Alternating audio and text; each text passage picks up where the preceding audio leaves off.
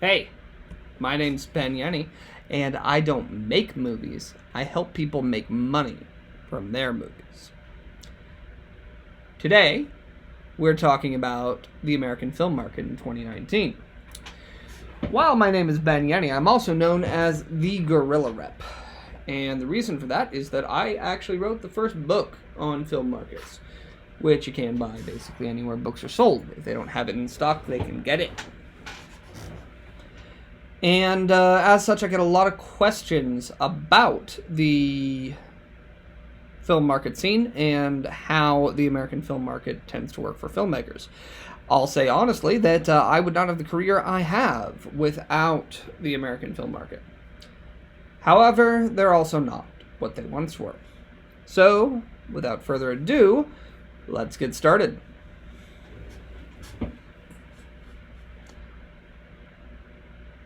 So,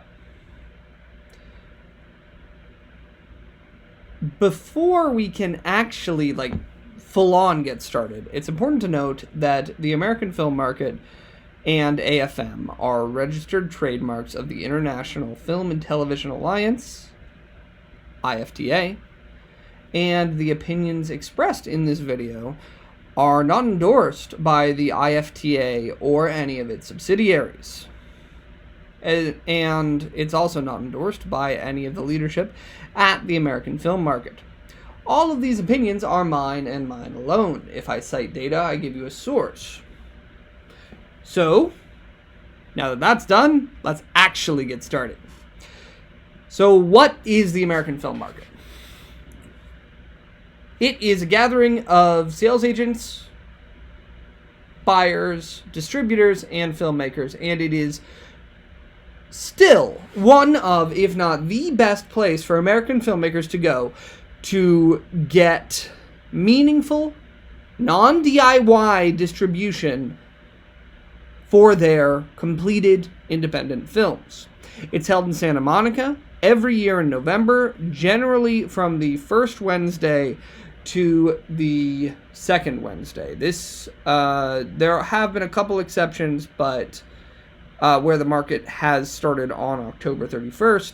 However, this year it would, if it were starting on that Wednesday, but they decided to keep it on November 6th.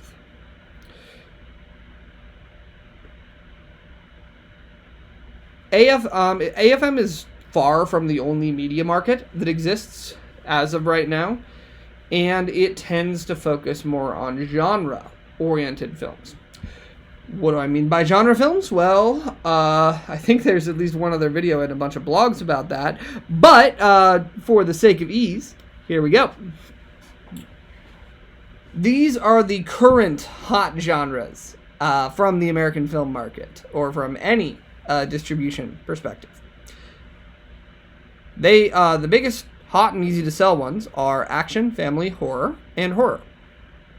Horror vacillates a lot more than it used to, so it's not anywhere near the same safe bet as it used to be. Family is continuing to surge and is unlikely to stop anytime soon. I don't condone this, but one of the best ways I've heard it put is that families are always going to need that parents are always going to need a little bit of time to themselves, and that, at least occasionally, means parking their kiddo in front of Uncle Television as the babysitter for an hour.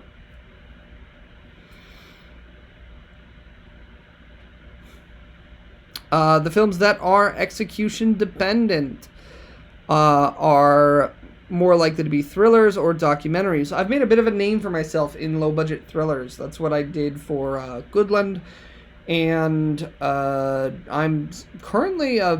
I might currently be working on a couple documentaries soon, which is nice.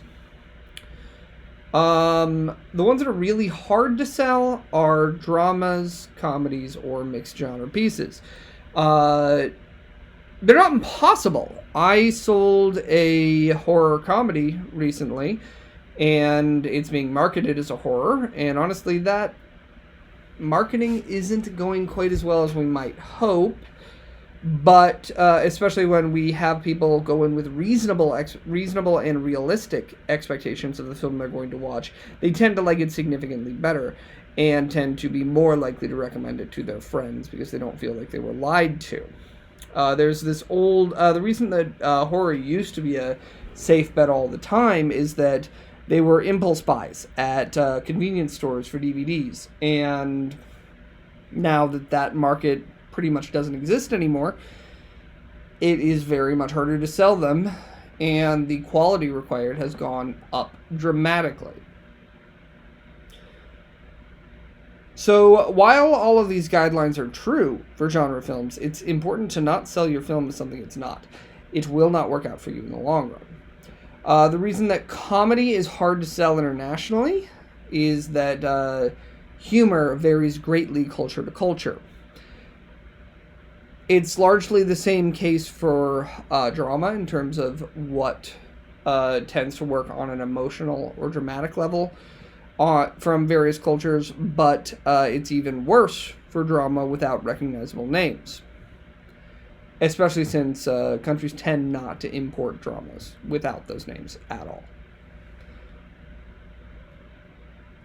Documentary is actually also surging, but it is going to be interesting to see how far that surge will go and the shape it'll take. Also, AFM is very much not a documentary market. Those do exist, but and AFM is getting a bit more there, but until recently it has not been. So the people who should go to AFM are, first of all, I think every filmmaker should, but the people who will get business done are producers, especially if they have completed films. If you don't have a completed film, you should go to establish relationships with people in distribution, primarily sales agents. You should also go if you want to learn more about the film industry and would also like to attend conferences as opposed to, watch YouTube videos from schmucks like me. AFM's conference series has some incredible names behind it.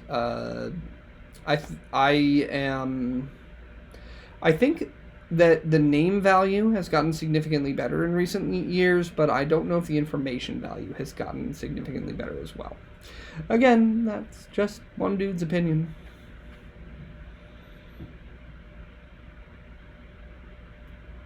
Oh, and in terms of who should go, I do think directors and actors should go. It's more difficult now that you need a badge to get into the building at all. That wasn't always true. You used to be able to just go and hang out in the lobby and maybe pick up some work while you were there. That used to be a good strategy, but it is no longer. And on that note, generally, I still stick by the fact that the industry badge, or the Industry Plus badge, if you want to go to the conference, is the best way to go. It's not as valuable as it used to be, because what used to make the most sense was to get the industry badge or the Industry Plus badge and just hang out in the lobby for the rest of it and meet some surprisingly high-level people by doing that. That's no longer possible, but it is how I got my first distribution deal. Some special exhibitions require additional clearance. So there are some new features of AFM that are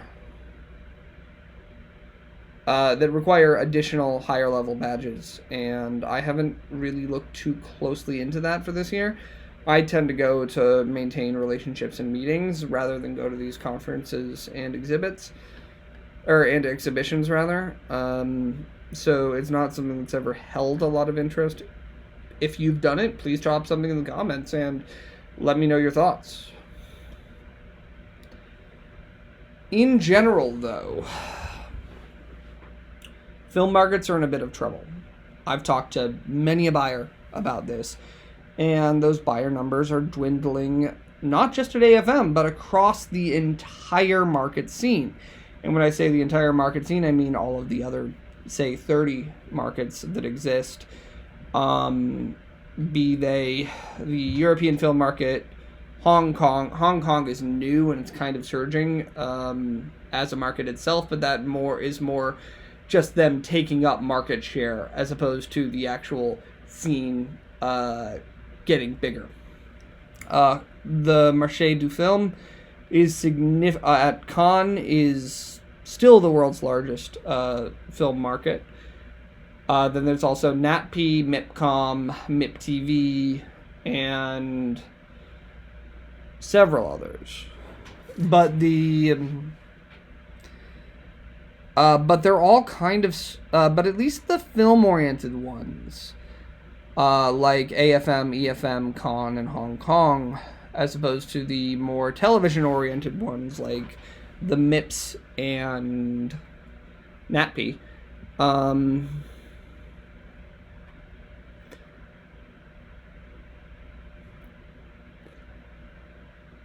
At least those are really starting to see a loss of attending buyers. In fact, this one dude's opinion is that the current system is prone to collapse if we see a massive recession, which that same person, me, thinks is likely soon. You can see my other video on the likelihood of an economic collapse. According to which source you read, buyers were either up last year from the year before or down consistently. I did a count on the buyers list for 2017, and that gave me one number, and then the AFM press release gave me a higher number. So for the numbers that are coming out here, I use the AFM press release number. Also, in the as I mentioned in that recession video, AVOD, advertising supported video on demand, and SVOD, subscription video on demand, buyers are likely going to be the people to really pay attention to in the meetings sought after this year, for people who can actually talk to buyers. For filmmakers, most of the time you're more likely to talk to sales agents. So by the numbers, buyers have been trending downward as of late. Exhibitors kind of peaked and then started to go down again after. And I think they peaked the year that buyers took the biggest hit, and they haven't really recovered since. I think there's some likelihood that the same thing, that they're going to go down even further this year. Especially given how many of the exhibitors I talked to that had a negative experience based on low attendance for the first several days due to the lobby no longer being open to filmmakers. We'll see what will happen there. I don't know if it's going to continue, but it might. And in terms of attendees, 2017 was great for attendees of the American film market. They took a slight dip in 2018, according to the press sources I saw. It'll be interesting to see what happens this year. Again, if there is a recession, it could spell trouble for the film industry and the long tail in general, and the long tail for the film industry in general, and the long tail specifically. In 2008, the markets took a major hit, which they haven't fully recovered from. Given that we're looking at another recession, we may see something similar happen again, but the biggest problem with it happening again is that we haven't fully recovered, and the economics of it have become much more rickety than they were in 2007. I did a couple blogs and video on whether film is still recession-proof. I recommend you check those out. They're important reading for you as a producer. Or if you're not a producer and something else, great, you should read that too, because you should just know it as any level of filmmaker who's looking to make this their profession.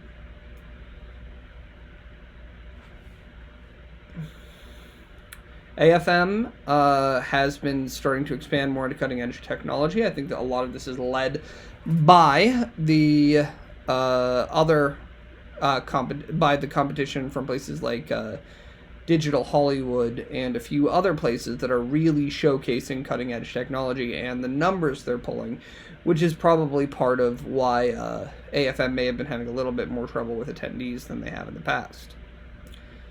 A lot of these places, like the XR Summit, require additional access badges. Last year they did one on cryptocurrencies because it was very much in vogue then, although less so now. And exactly how much VR is going to be at the XR Summit is currently unclear. So, thank you very much for watching. Question for the comments, if you hadn't seen it all the way down there this whole time. Have you been to AFM? Are you going to go this year? Why or why not? I'll respond personally in those comments. If you like content like this and want to see more, please like and subscribe, and hit that notification bell. And this is not my full-time gig. I actually spend significantly more time actually working with clients, which is why my videos are sometimes a little hastily edited. If you want to keep getting real information from a professional working in the field, please consider dropping a few bucks on Patreon. Or if you can't quite do that, like and share this video. It helps a lot, especially in the early days of the channel. So, or if you're planning on going to AFM and haven't read my book yet, you could do that too. Thank you guys so much, and we will see you next week.